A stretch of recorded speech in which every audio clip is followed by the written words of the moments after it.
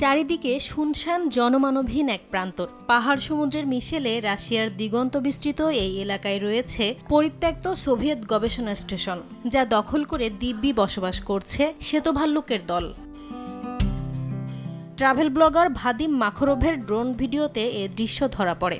রাশিয়ার উত্তর পূর্বাঞ্চলে চুকচি সমুদ্র এলাকার কলিউচিন দ্বীপে ভাল্লুকের বিচরণ দেখতে গ্রীষ্মের শেষ দিকে এই ভিডিও করেন তিনি। ভিডিওতে নানা ভঙ্গিতে পরিত্যক্ত ভবনটিতে দেখা মেলে এসব শ্বেতভাল্লুকের, যাদের কোনোটাকে আবার ড্রোন ধরার জন্য হাত বাড়াতেও দেখা যায়। কেউ কেউ আপন মনে মেতে থাকে খেলায়।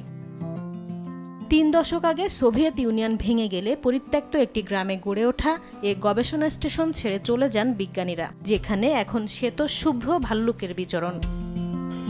নাসরিন রুমি, সময় সংবাদ।